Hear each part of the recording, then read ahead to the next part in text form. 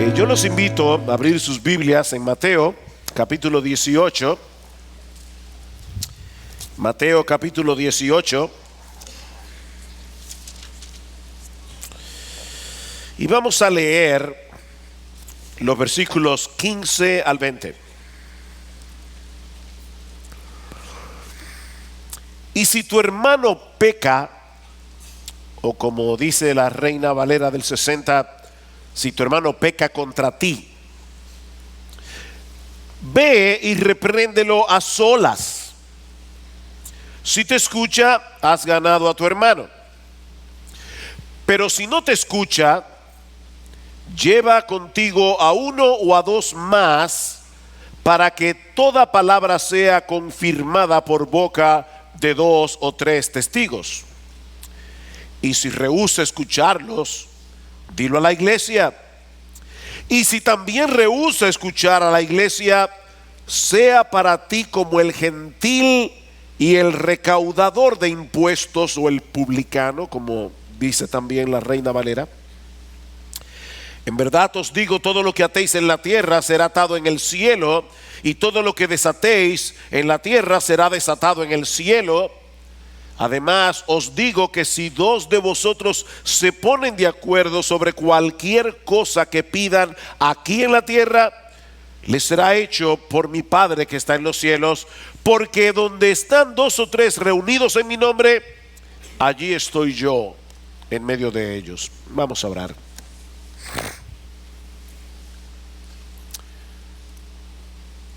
Señor nuestro, nos acercamos con reverencia delante de ti en esta mañana. Y queremos suplicarte, Padre, que tú bendigas la predicación de tu palabra. Señor, nosotros creemos en el Espíritu Santo. En el Espíritu Santo que inspiró tu palabra. Y nosotros creemos en el poder de tu Espíritu Santo para transformarnos a través de tu palabra. Y nosotros te rogamos ahora, Señor, que tú obres en una forma poderosa mientras exponemos este texto, y que tú suplas por mucho lo que al predicador le falta. Predicar es un acto de adoración. El que predica te está adorando mientras expone tu palabra. El que escucha te está adorando mientras recibe tu palabra con fe, como cantamos hace un momento, con sumisión de espíritu.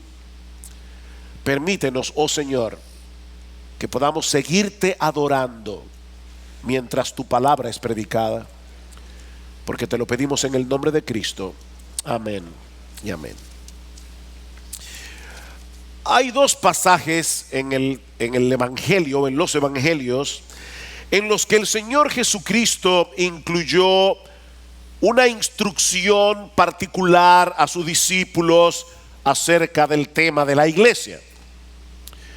El primero de esos pasajes se encuentra en Mateo capítulo 16 versículo 18. Es un pasaje muy conocido cuando Cristo le pregunta a sus discípulos: ¿quién dicen los hombres que soy yo? Y luego el Señor pregunta a los discípulos: ¿y ustedes quién dicen que soy yo? Y Pedro responde: tú eres el Cristo, tú eres el Hijo del Dios viviente. Y el Señor le responde: bienaventurado eres, Simón, hijo de Jonás. Eso no te lo reveló carne ni sangre, te lo reveló mi Padre que está en los cielos. Y es allí donde Cristo promete: yo edificaré mi iglesia. Yo edificaré mi iglesia. Y es obvio que se está refiriendo a su iglesia universal, es decir, al conjunto de creyentes en Cristo a través de toda la historia y en todo lugar del planeta. Esa iglesia está formada por todos aquellos que, al igual que Pedro, confiesan a Jesús como el Cristo, como el Mesías anunciado por los profetas en el Antiguo Testamento, el Hijo de Dios, la segunda persona de la Trinidad que se hizo hombre para morir en una cruz por nuestros pecados. Esa iglesia universal está compuesta por todos aquellos que confiesan esa verdad acerca de nuestro Señor Jesucristo. El otro pasaje en el que Jesús habla de la iglesia es el que vamos a estudiar en la mañana de hoy, Mateo capítulo 18, versículos 15 al 20. Y allí el Señor habla de su iglesia no como una comunidad universal, sino como una comunidad particular, como una comunidad específica de personas que se han comprometido a cuidarse unos a otros y a dejarse cuidar. Hermanos, esto es tan importante que yo lo voy a repetir otra vez.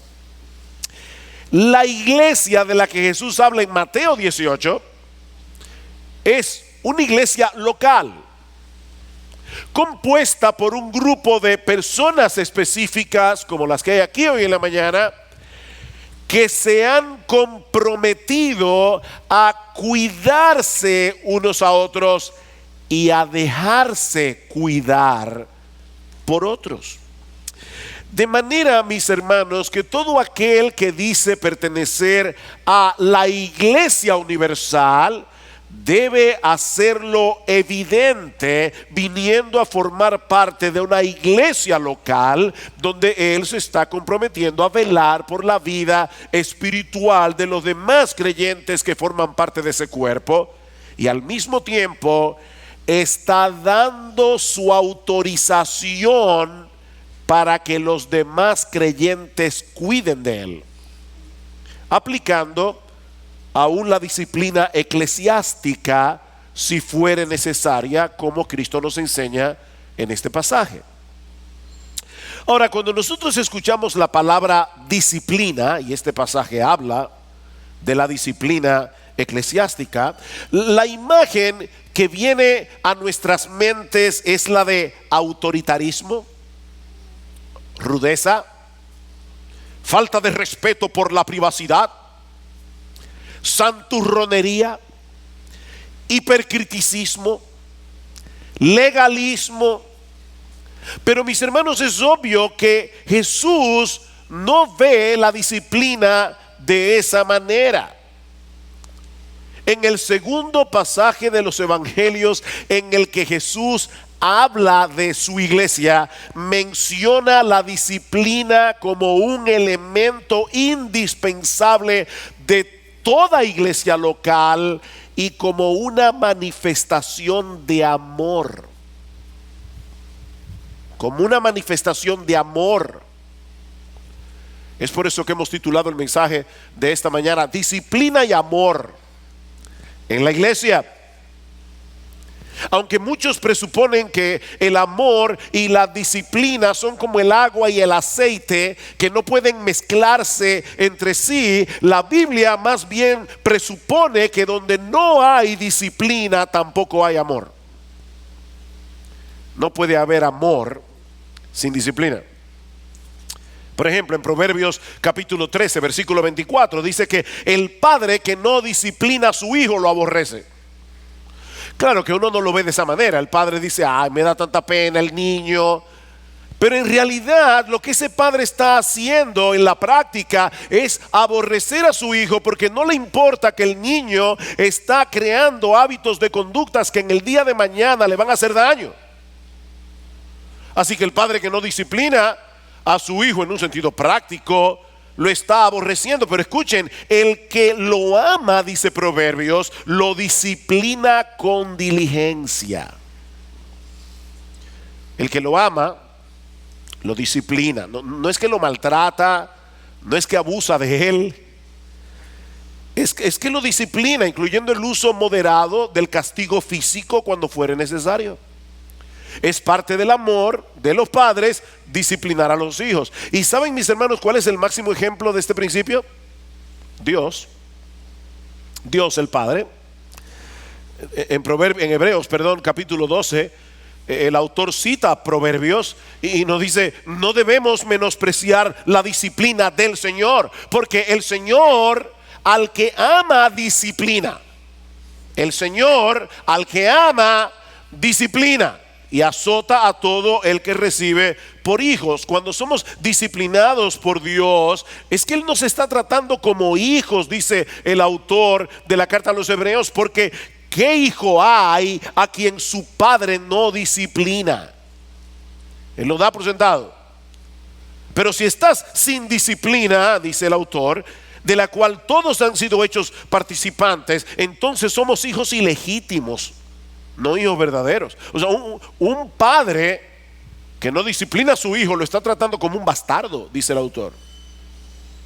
La disciplina y el amor van de la mano, una al lado de la otra, tanto en nuestra relación con Dios como nuestro Padre que está en los cielos, como en la familia y en la iglesia. Amor y disciplina. Y hay al menos 5 elementos en este pasaje que están relacionados con la disciplina en la iglesia y que nos van a ayudar a entender mejor de qué se trata la iglesia. ¿Qué es la iglesia? ¿Cuál es la misión de la iglesia? Y si ustedes se han dado cuenta, hermanos, este es un tema que hemos estado construyendo poco a poco desde que comenzamos esta serie. Porque esta pregunta, ¿qué es la iglesia? ¿Qué hace la iglesia? ¿Cuál es la misión de la iglesia? La hemos estado contestando en todos los sermones. Entonces este pasaje nos va a ayudar a entender mejor de qué se trata la iglesia, de qué se trata la membresía de la iglesia, cuál es la función de la iglesia. Y el primero de estos elementos es la relación filial que existe entre los miembros de la iglesia y que hace obligatoria la disciplina en la iglesia. El primer elemento que nosotros encontramos en este pasaje es la relación filial que existe entre los miembros de la iglesia. Somos una familia y eso hace obligatoria la aplicación de la disciplina en la iglesia. Noten una vez más el versículo 15 de Mateo 18. Y si tu hermano peca,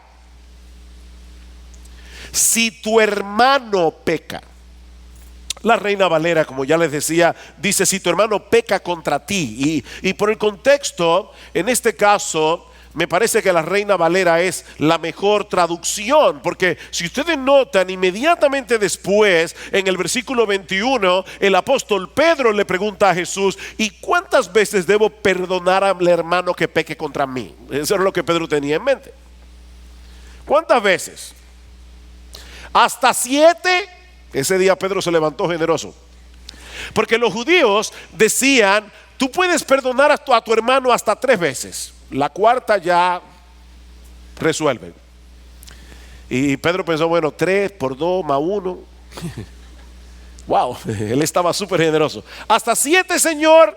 No, hasta 70 veces 7. Pero la idea es, probablemente Pedro se quedó marcado por esto que el Señor Jesucristo está diciendo: si tu hermano peca contra ti. Ahora, esta distinción en realidad no tiene mucha importancia, hermanos, porque la Biblia habla en otros lugares del deber que nosotros tenemos de amonestar a un hermano que ha pecado, aunque no sea contra ti. Por ejemplo, en Gálatas capítulo 6, versículo 1, Pablo dice: si alguno fuere sorprendido en alguna falta, vosotros que sois espirituales, restauradlo con espíritu de mansedumbre, mirándote a ti mismo, no sea que tú también seas tentado. Tenemos el deber de amonestarnos, de corregirnos unos a otros, aunque el pecado que esa persona cometió no me afecte a mí a nivel personal, por la sencilla razón de que es nuestro hermano el que ha pecado. ¿Ven el punto? Si tu hermano peca, la relación filial que tenemos en Cristo no permite que actuemos con indiferencia cuando vemos a uno de los nuestros coqueteando con el pecado, cuando vemos a uno de los nuestros poniendo en peligro su salud espiritual. Hermanos, piensen en la categoría de una familia. De hecho, vean el contexto inmediato de este pasaje en el versículo 12. ¿Qué os parece si un hombre tiene 100 ovejas y una de ellas se ha descarriado? ¿Qué hace ese hombre? ¿Acaso no deja las 99 en los montes y va en busca de la descarriada? Y si sucede que la haya, en verdad os digo que se regocija más por esta que por las 99 que no se han descarriado. Y ahora escuchen, así no es la voluntad de vuestro Padre que está en los cielos, que se pierda uno de estos pequeñitos. Y es ahí inmediatamente que Jesús dice, si tu hermano peca. ¿Se dan cuenta? ¿Quién es el dueño de las ovejas? ¿Quién es el que no quiere que una sola oveja se pierda? Dios. Dios. Ahora, ¿qué quiere Dios que nosotros hagamos aquí en la tierra? Involucrarnos cuando vemos que una oveja se ha descarriado. Mis hermanos, cada oveja de Cristo es infinitamente valiosa a los ojos de Dios, porque el Señor dio su vida por cada una de ellas. Versículo 11, porque el Hijo del Hombre ha venido a salvar lo que se había perdido, muriendo por nosotros en la cruz. De manera, mis hermanos, que si algún miembro de la iglesia está tratando su pecado con ligereza, los demás tienen el deber de hacerle ver el peligro en que está. Porque esa ligereza, esa falta de arrepentimiento, ese coqueteo con el pecado, puede ser un indicativo de que esa persona en realidad no conoce al Señor, de que va camino al infierno, siendo miembro de la iglesia. Vean el versículo 8. Y si tu hermano o tu pie te es ocasión de caer, Jesús está hablando aquí con sus discípulos. Si tu mano o tu pie te es ocasión de caer, córtatelo y échalo de ti. Te es mejor entrar en la vida manco o cojo, que teniendo dos manos y dos pies ser echado en el fuego eterno. Y si tu ojo te es ocasión de caer, de pecar, arráncatelo y échalo de ti. Te es mejor entrar en la vida con un solo ojo, que teniendo dos ojos ser echado en el infierno de fuego. Ese es el peligro que hay aquí. Que una persona que dice ser miembro de la iglesia está coqueteando con el pecado, está siendo indiferente con su pecado, y en realidad está mostrando que a pesar de ser miembro de la iglesia, va camino al infierno. Y lo que el Señor nos está diciendo aquí es que el problema no es si pecó contra ti o no fue contra ti, es que fue tu hermano el que pecó. Si tu hermano peca contra ti, esa persona es un miembro de la iglesia, y por lo tanto, hasta que se demuestre lo contrario, debemos tratarlo como alguien que pertenece a la familia de la fe. Él es todavía, hasta que se vea que no es así, él es uno de esos pequeñitos. El Padre no quiere que se pierda ninguno de esos pequeñitos, porque en Cristo dio su vida en la cruz. Vamos a pensar por un momento en la familia Pérez. Y no es ningún Pérez aquí, yo me refiero a un Pérez cualquiera. La familia Pérez, vamos a decir Juan y María. Ellos tienen 7 hijos, son 9. Y todos los días puntualmente a las 7 de la noche se reúnen en la mesa a cenar. Pero resulta que un día falta Alejandro, y ninguno de los miembros de la familia sabe dónde está. Y pasan los días y Alejandro sigue desaparecido. ¿Cómo se supone que deberían reaccionar los miembros de esa familia? Ustedes se imaginan al padre diciendo: oye, falta Alejandro, pero total me quedan 6. De 7 a 6, ¿cuál es la diferencia? Los padres normales, ¿verdad que no reaccionan así? No, por supuesto que no. Ninguna persona en su sano juicio se queda tranquilo cuando desaparece un miembro de la familia.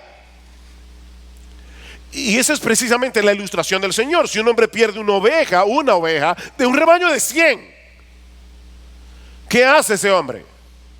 Deja las 99 y va en busca de la oveja que se ha descarriado. ¿Cuánto más cuando se trata de un miembro de la familia? Pero hermanos, a veces nosotros hacemos, ¿verdad? Como hace esta familia rara. Bueno, se fue uno, pero quedamos como 600. No, es que no es la voluntad del Padre, no es la voluntad del Padre que se pierda uno. ¿Y saben quién es que tiene la responsabilidad de buscarlo? O el pastor. No,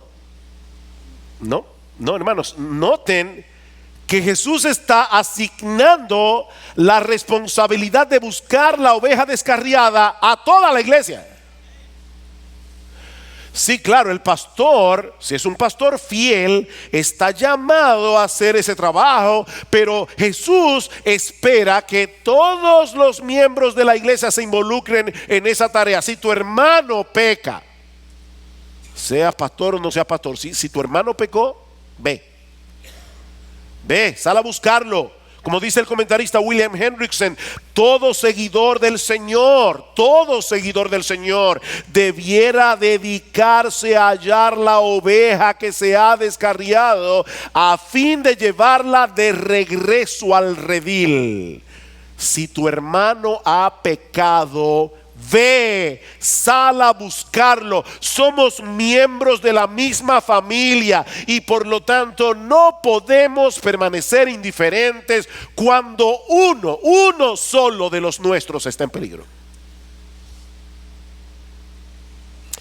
Lo segundo que nosotros vemos en este pasaje es el proceso que debemos seguir para rescatar a esa persona. Y hay varias etapas aquí, varios pasos. En primer lugar, dice el Señor en el versículo 15, repréndelo a solas.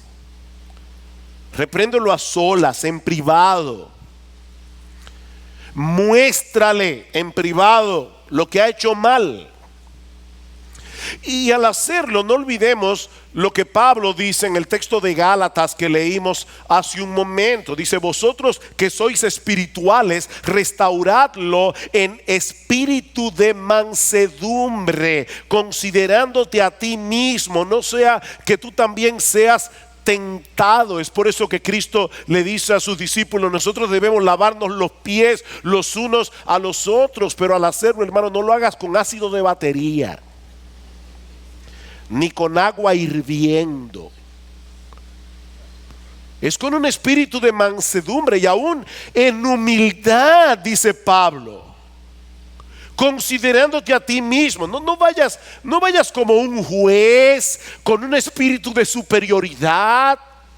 Yo no sé cómo es posible que un miembro de la iglesia se vista de esa manera, porque yo soy la santidad personificada. No vayas con ese espíritu.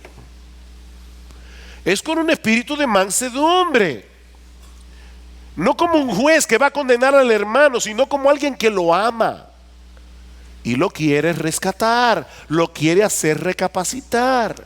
Y lo mismo vemos en Romanos capítulo 15 versículo 14: en cuanto a vosotros, hermanos míos, yo mismo también estoy convencido de que vosotros estáis llenos de bondad, llenos de todo conocimiento y capaces también de amonestaros los unos a los otros. ¿Ven el punto, hermanos? Con bondad, deseando sinceramente el bienestar espiritual de tu hermano. Ahora, ¿qué pasa si el hermano no escucha la reprensión? Tú fuiste a solas y el hermano no te oyó. Bueno, dice Cristo: lleva contigo a uno o a dos más, para que toda palabra sea confirmada por boca de dos o tres testigos. Versículo 16. Y me maravilla, hermanos, la sabiduría de nuestro Señor. La sabiduría de nuestro Señor. No corras ahora a decirlo a otros en la iglesia. No, ve con uno o dos. Ve con uno o dos. Y Yo creo que la razón que está detrás de esta medida, hay varias cosas aquí. Yo creo que lo primero es que esos uno o dos pueden ayudarte a determinar si en verdad estamos ante un caso que amerita una reprensión. Porque es posible que tú vas y hablas a solas con un hermano porque crees que ha pecado. Él no te hace caso, te dice, mira, de verdad yo no lo veo como tú lo ves, y luego tú buscas a otro en la iglesia para que vaya a hablar con este hermano o a dos, y estos testigos te hacen ver que en realidad es una diferencia de criterio, que tal vez no fue pecado, pero puede ser que sí, que hubo un pecado involucrado. Y ahora tú vienes con dos o tres a tratar con este hermano en amor, y puede ser que Dios use esto para hacerle ver su condición y sea movido al arrepentimiento. Pero ¿qué pasa si todavía rehúsa escuchar a estos dos o tres? Bueno, entonces tenemos que llegar al siguiente paso. Y por eso Cristo dice, para que en boca de dos o tres testigos conste toda palabra. Ahora vamos a necesitar a estos testigos en el siguiente paso, versículo 17. Y si rehúsa escucharlos, dilo a la iglesia. Y si también rehúsa escuchar a la iglesia, sea para ti como el gentil y el recaudador de impuestos. Noten que el propósito de esta etapa pública es mover a la iglesia, es involucrar a la iglesia para actuar como una familia tratando de rescatar al hermano. Primero hicimos un intento en privado, luego otro intento semi privado, pero ahora estamos involucrando a toda la iglesia para dar la oportunidad de que varios puedan hablar con esta persona. Es por eso que el Señor dice, si también rehúsa escuchar a la iglesia. Él está presuponiendo que la iglesia va a hablar. Él está presuponiendo que la iglesia se va a involucrar. Si rehúsa escuchar a la iglesia. Por eso decía que esta es una iglesia local. Esta es una iglesia que tiene la capacidad de escuchar un reporte. En el tiempo del Señor no había internet. Y no, públicalo en el muro de tu Facebook para que se entere la iglesia universal. No. Estamos hablando de una iglesia local donde la membresía se conoce, donde se sabe quiénes son miembros y quiénes no lo son. Habla con la iglesia para que la iglesia hable con este hermano. Es una iglesia local, no universal. ¿Y cuál es el propósito de llevar a cabo este proceso? Bueno, eso nos lleva a nuestro tercer encabezado. El propósito de la disciplina. ¿Qué es lo que se quiere lograr? Y el propósito, evidentemente, es ganar de vuelta al hermano. Son dos propósitos, pero este es el primero. Ganar de vuelta al hermano. Versículo 15. Si tu hermano peca, ve y repréndelo a solas. Si te escucha, has ganado a tu hermano. Me encanta eso. Has ganado a tu hermano. Aunque el pecado cometido haya sido contra ti, vamos a suponer que fue contra ti, el propósito no es que salgas vindicado. Reconoció que pecó contra mí. No, ese no es el propósito. El anhelo de tu corazón debe ser el mismo que hay en el corazón de tu Padre que está en los cielos. ¿Qué es lo que Dios no quiere que pase? Que se pierda uno de esos pequeñitos por los que Cristo murió. Esa es la motivación que debe estar en tu corazón al amonestar al hermano que peca contra ti. Dice, has ganado a tu hermano. Tú vas a ser el instrumento en las manos de Dios para que esa persona no se pierda, para que esa persona siga disfrutando de la bendición, del deleite, del gozo de su comunión con Dios. Recuerda lo que nosotros vimos en el mensaje anterior, este domingo pasado. Y si tú no estabas aquí, el mensaje ya está disponible en YouTube. En los primeros 3 capítulos del Génesis, decíamos la semana pasada, nosotros podemos entender la obra de Cristo, así como la naturaleza y misión de la iglesia. Cuando Adán y Eva pecaron contra Dios en el huerto del Edén, ¿qué sucedió? Que la imagen original de Dios en nosotros quedó distorsionada.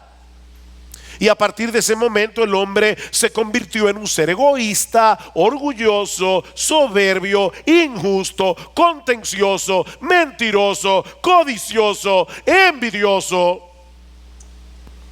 Y su felicidad quedó hecha a pedazos. El hombre se convirtió en un ser inútil espiritualmente y su felicidad quedó destrozada. Ahora en la conferencia que tuvimos en Together for the Gospel, y por cierto, aquellos que escuchan, que pueden entender el inglés, les recomiendo que escuchen el mensaje de Ligon Duncan. Fue excelente mensaje.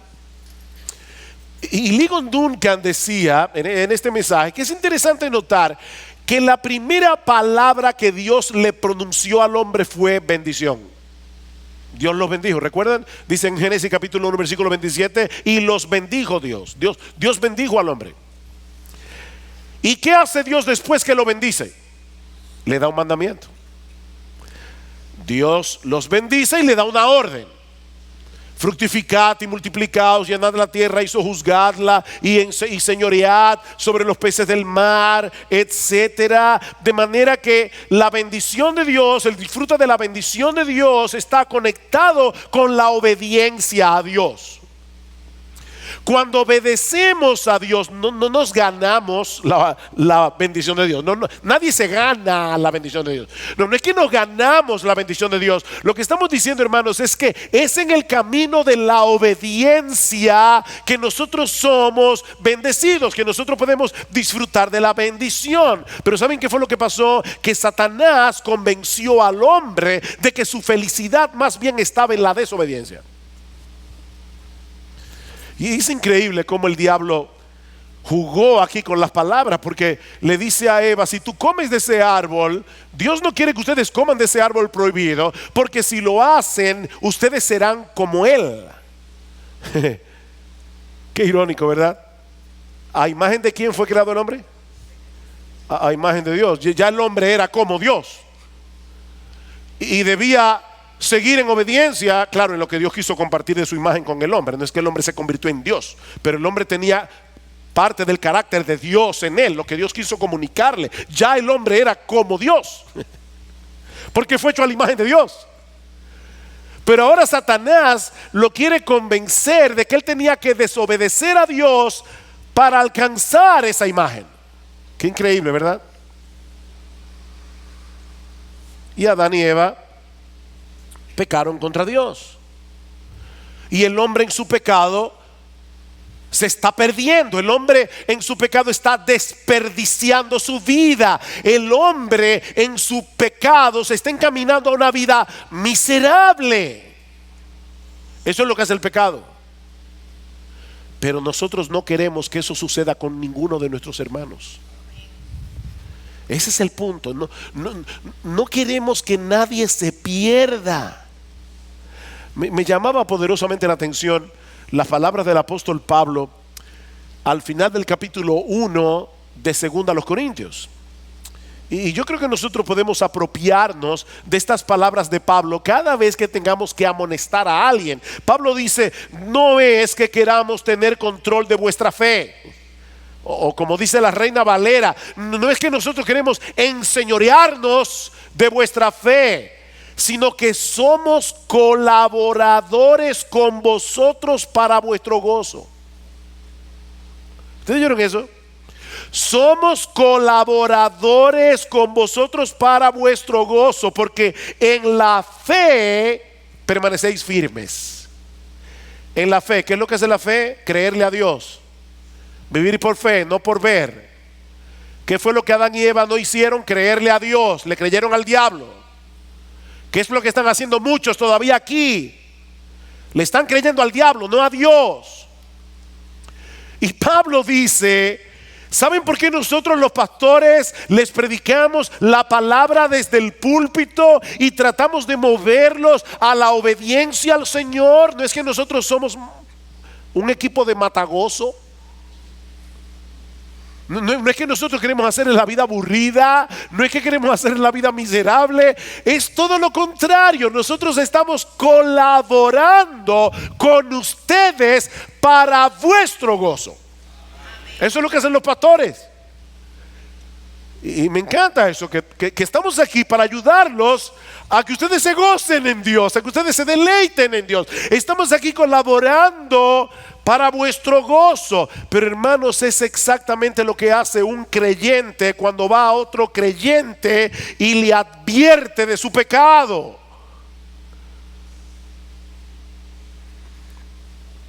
No es que se esté enseñoreando. ¿Quién eres tú para meterte en mi vida? Tu hermano que te ama. Yo no estoy tratando de enseñorearme sobre ti. Yo te estoy advirtiendo para que no tengas una vida miserable. Yo estoy colaborando contigo para tu gozo.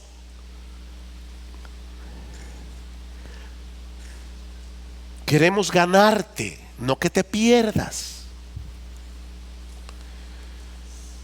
Recuerda eso la próxima vez que un hermano de esta iglesia se acerca a ti para amonestarte.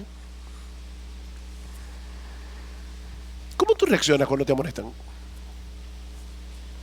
No es agradable que a uno lo amonesten. No somos masoquistas. De hecho, cuando la esposa de uno le dice: mi amor, tenemos que hablar. ¿Qué hice? No es agradable. A uno le gusta que le digan: oye, yo estoy tan contenta contigo, tú me haces tan feliz. Pero cuando viene con una cara seria: mi amor, últimamente, de verdad, hay algunas cosas que no me están gustando mucho. Y a mí, yo no sé tú, pero a mí no me gusta que me lo digan. La reacción inicial cuando uno es amonestado no es de alegría. Ay, qué bueno, golpéame. No. O sea, no, uno tiene que hacer un esfuerzo mental para recordar que eso es para tu bien. Bueno me es haber sido humillado para que aprenda tus estatutos, ¿verdad? Bueno, recuerda esto. Cuando alguien viene a ti a amonestarte, y déjame decirte algo: si esa persona te vino a amonestar y no lo hizo con ternura, no lo hizo con la bondad de la que habla Romanos, escúchalo como quiera. Como quiera, pregúntate si lo que te está diciendo es verdad, aunque no lo haga en un buen tono. ¿Ustedes recuerdan a David cuando Simei comenzó a maldecirlo? Y Joab, su general en jefe, dijo: oye, ¿qué hace este perro muerto hablando así de mi señor? Voy y le corto la cabeza. Un hombre fuerte. Y David le dijo: no, déjalo. Tal vez fue el Señor que le dijo que me maldijera. Wow, qué actitud. Tal vez fue el Señor que le dijo que me maldijera. Así que no tomes tan en cuenta, no seas tan hipersensible. Si fue en buen tono, si no fue buen tono. Lo que te está diciendo es verdad.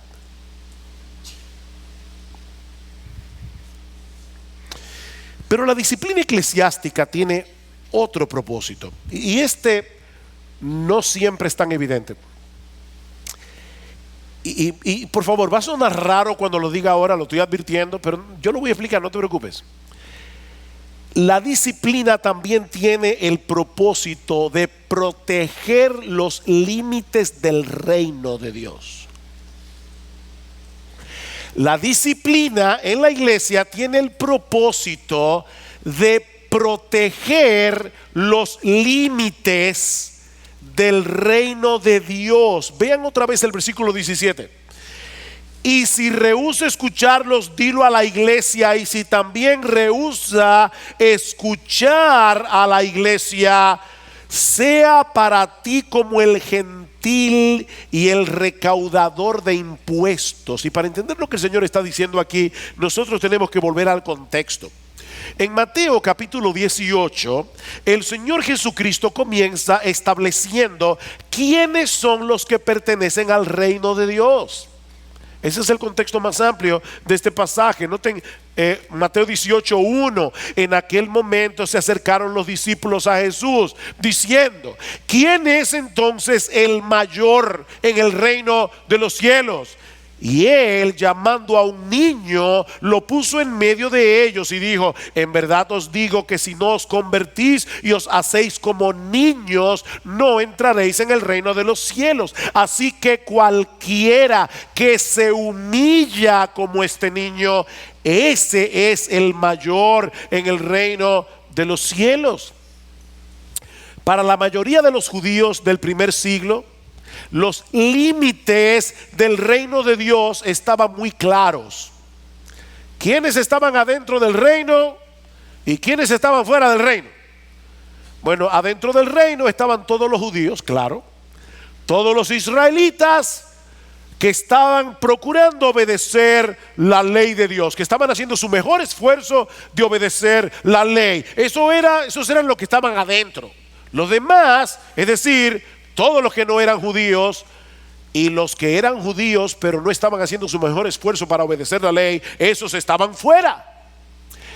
Pero ahora Cristo quiere hacerles ver a sus discípulos que la pertenencia en el reino no es un asunto de raza, no es un asunto de nacionalidad, es un asunto del corazón. Si no os convertís y os hacéis como niños, no importa la nación a la que ustedes pertenezcan, no entraréis en el reino de los cielos. Así pues, cualquiera que se humille como este niño. ¿Qué niño?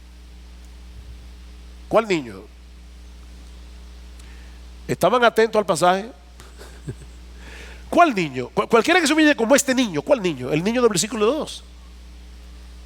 Jesús estaba con sus discípulos y llamó a un niño, y el niño vino tranquilamente y se puso en medio. Ustedes saben bien lo difícil a veces que es para los niños saludar a los adultos. Se amedrentan.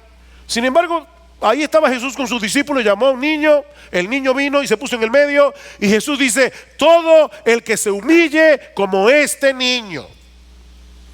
¿Qué está enseñando el Señor? Bueno, primero, no está enseñando que todos los niños van al cielo por ser niños, no.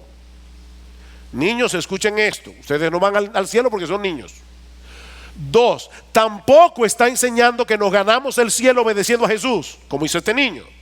No, pero el verdadero creyente, el que de verdad pertenece al reino de los cielos, el verdadero creyente es el que viene humillado al Señor Jesucristo, reconociendo su indignidad, reconociendo su pecado y renunciando a su autonomía.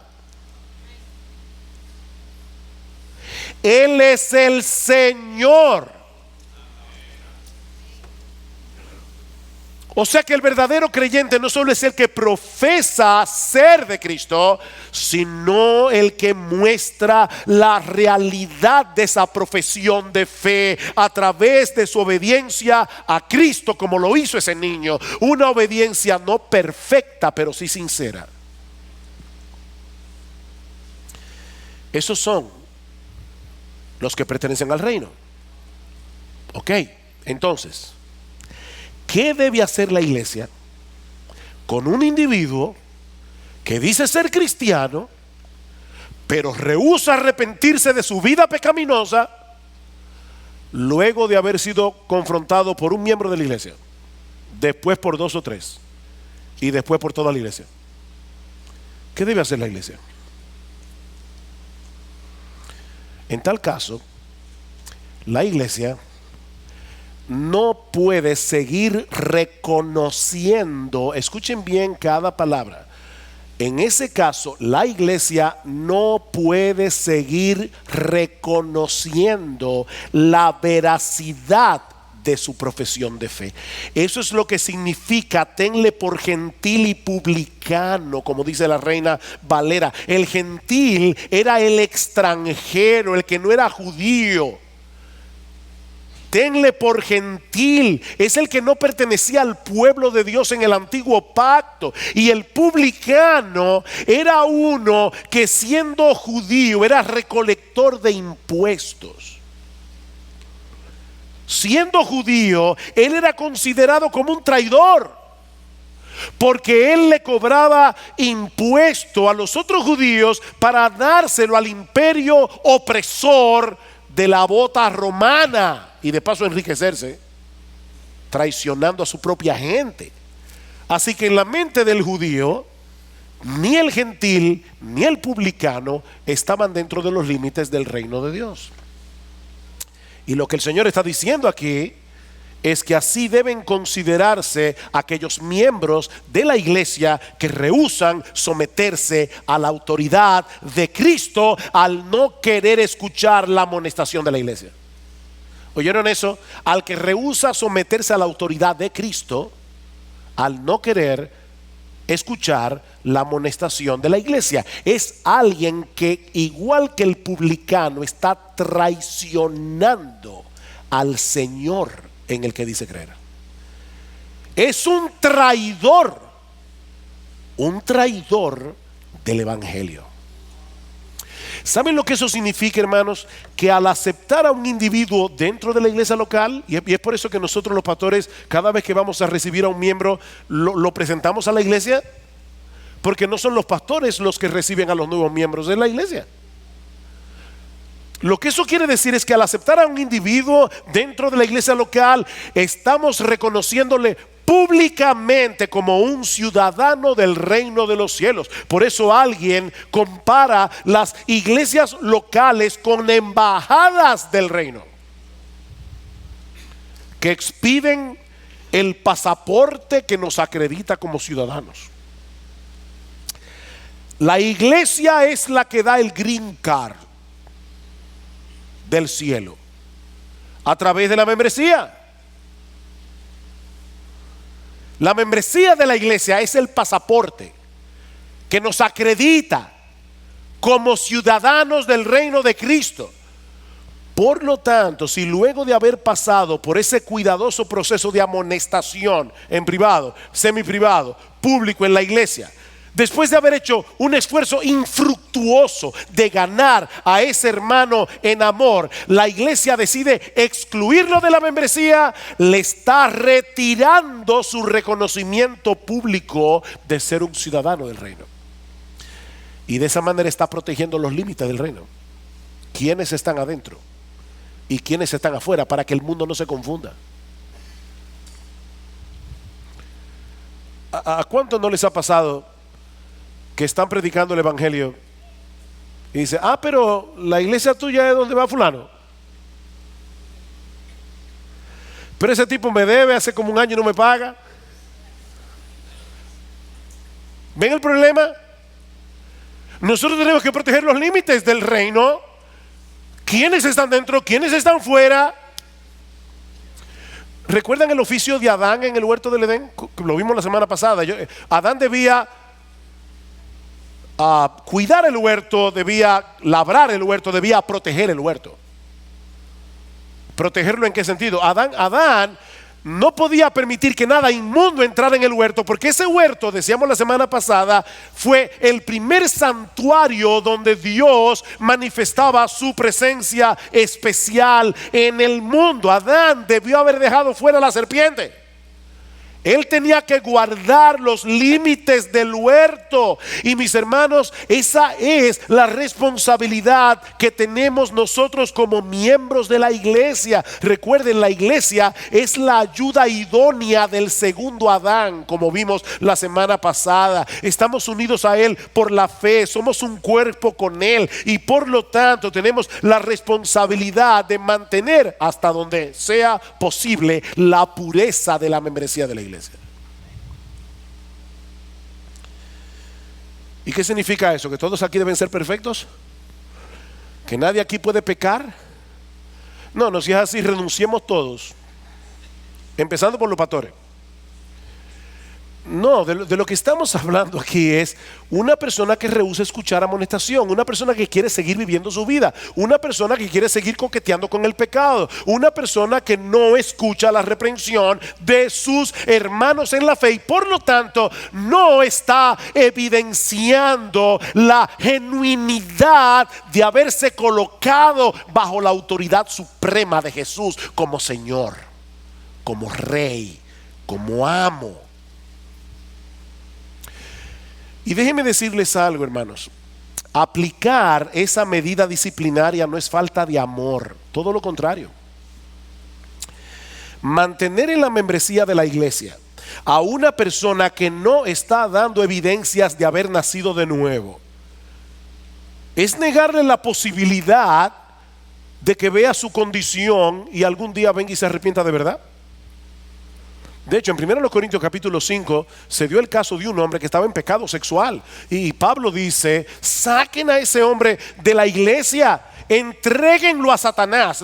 La disciplina de la iglesia, la exclusión de la membresía es sacar a una persona de la sombrilla de protección espiritual de la iglesia. Por eso se dice entregarlo a Satanás. Pero ¿saben lo que dice Pablo? Para que, si es posible, su espíritu sea salvo en el día del Señor.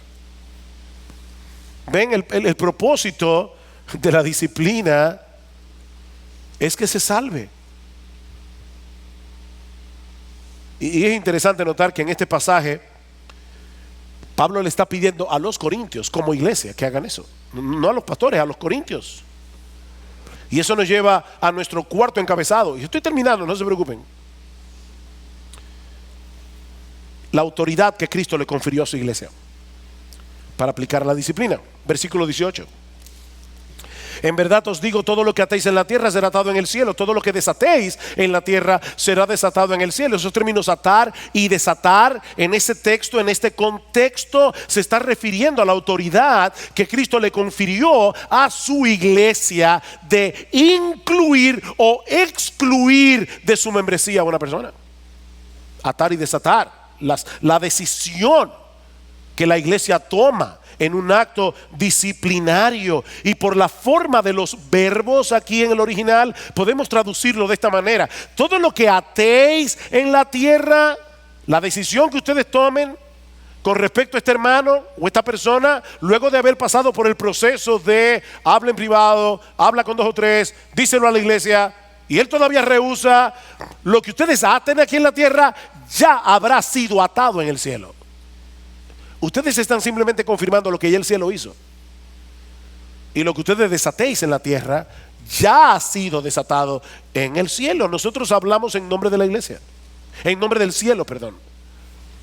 Las iglesias locales, las verdaderas iglesias locales, hablan en nombre del cielo, en representación del cielo. Y por eso alguien decía que es a través de las iglesias que Dios confunde la sabiduría de los sabios. Porque no es una junta de ángeles, es una iglesia que comete errores, una iglesia que no es perfecta, y sin embargo esa iglesia habla en nombre del cielo. Dice este autor, Jonathan Leeman, somos embajadas del cielo. Cuando alguien está en la iglesia, está en el terreno del cielo. La embajada tiene autoridad para hablar en nombre del cielo. Cuando la embajada de Estados Unidos habla, está hablando en nombre de los Estados Unidos. Eso es la iglesia, una embajada del cielo, dice Jonathan Leeman, que ha traspasado la barrera del tiempo. Usted está en China y dice, wow, yo estoy cansado de oír gente hablando en chino. ¿Dónde hay una embajada dominicana? Y cansado de comer comida china. Pero usted va a la embajada dominicana en China y hablan en español dominicanizado. Le dan sancocho, pollo frito, comida dominicana. Bueno, hermanos, este es el terreno del cielo. Aquí se habla el lenguaje del cielo, porque aquí se predica la Biblia. Aquí se come la comida del cielo, pan y vino, cuando celebramos la cena del Señor.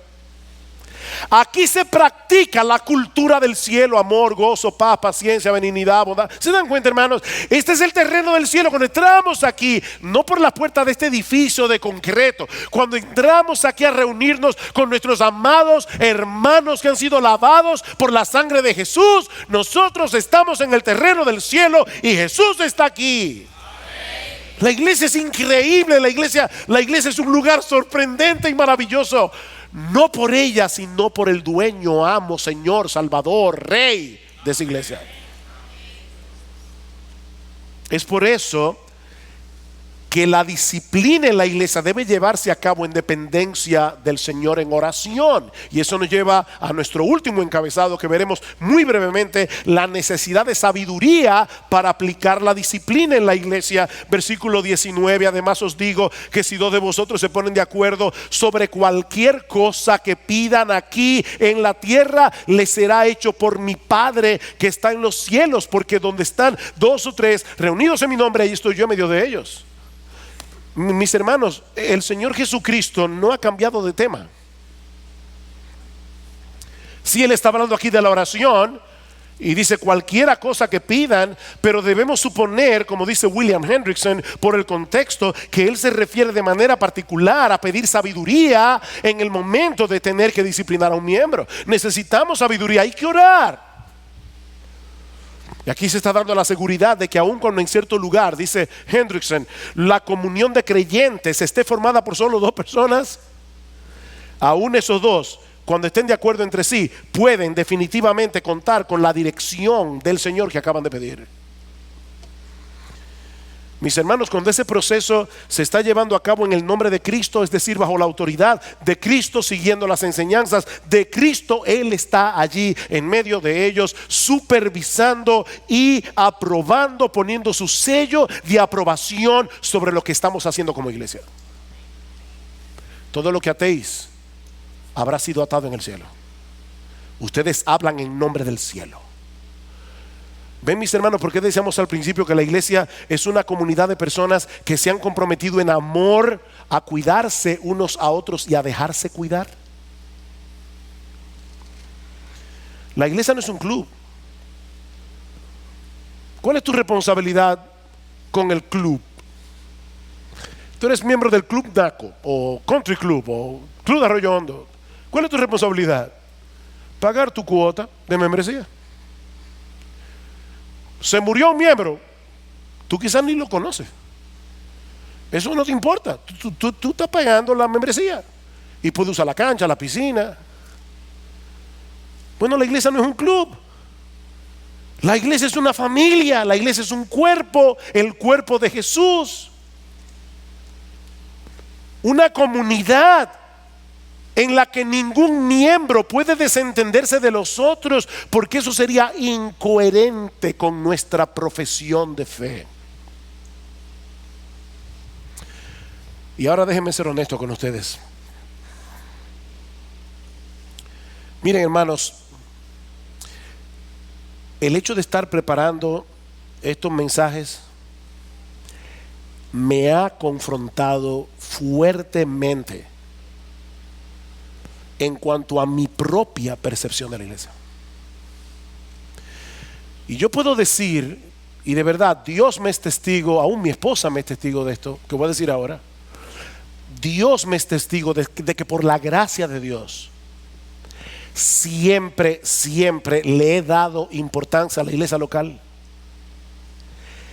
Y siempre he experimentado un profundo amor por esta iglesia. Dios lo sabe.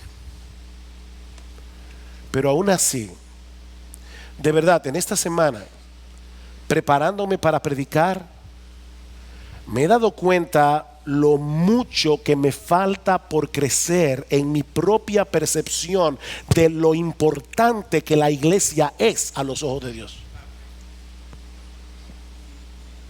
Y lo mucho que me falta por crecer en mi amor por mi iglesia local, por esta iglesia local. Y ahora yo te pregunto a ti, ¿qué de ti?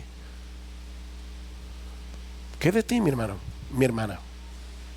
¿Tú te das cuenta de la responsabilidad que cada uno de nosotros tenemos en mantener la esencia de esta iglesia como una iglesia y no como un club hasta que Cristo vuelva?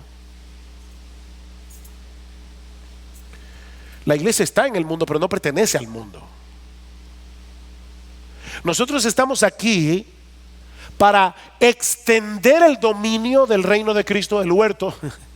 Estamos aquí para extender el dominio de Cristo a través de la predicación del evangelio. Todos nosotros, todos, esa es tu responsabilidad, mi hermano. Todos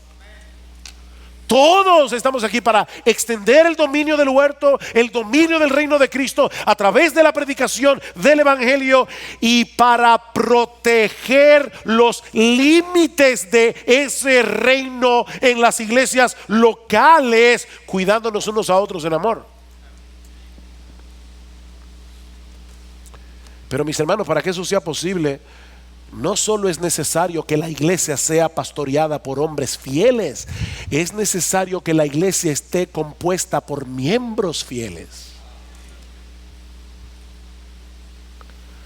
Estudien la historia y nunca encontrarán en los libros de historia una guerra que haya sido ganada por un ejército de generales. Tienen que haber generales y tienen que haber soldados. No, Dios no llamó a los pastores de la iglesia para hacerlo todo en la iglesia. Tiene que haber pastores fieles, pero tienen que haber miembros fieles. Y cada uno debe preguntarse: ¿cómo sería esta iglesia si todos los miembros fueran como yo? ¿Cómo sería la iglesia?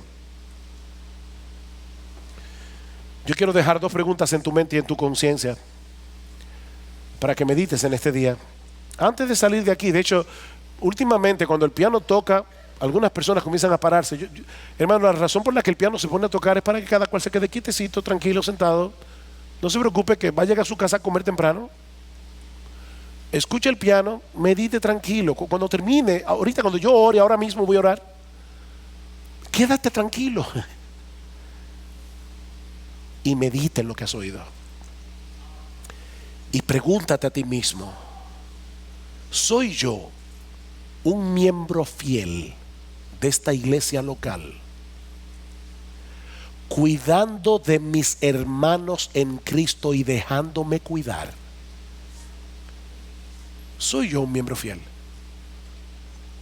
Segunda pregunta: ¿cuáles son las áreas en las que yo debo trabajar como miembro en dependencia del Espíritu Santo para que esta iglesia, esta amada iglesia que este año cumple 40 años de edad, ¿qué yo debo hacer? ¿Qué yo debo cambiar? ¿Qué yo debo mejorar como miembro en dependencia del Espíritu de Dios para que esta mi amada iglesia local pueda extenderse a lo que está delante y seguir avanzando hacia el cumplimiento del propósito que Jesús tenía en mente cuando parió esta iglesia? Cuando trajo esta iglesia a la existencia. Y te trajo a ti, mi amado hermano, mi amada hermana, para que tú seas una piedra viviente de este templo espiritual. ¿Qué yo debo hacer? ¿Qué yo debo mejorar en dependencia del Espíritu de Dios para que esta iglesia siga avanzando como iglesia? Y me voy a permitir terminar con estas palabras de Pablo, unas palabras de bendición pastoral. Primera Tesalonicenses 3:12: que el Señor os haga crecer y abundar en amor unos con otros y para con todos, como también nosotros lo hacemos para con vosotros, a fin de que la firme vuestros corazones irreprensibles en santidad delante de nuestro Dios y Padre en la venida de nuestro Señor Jesús con todos sus santos. Amén.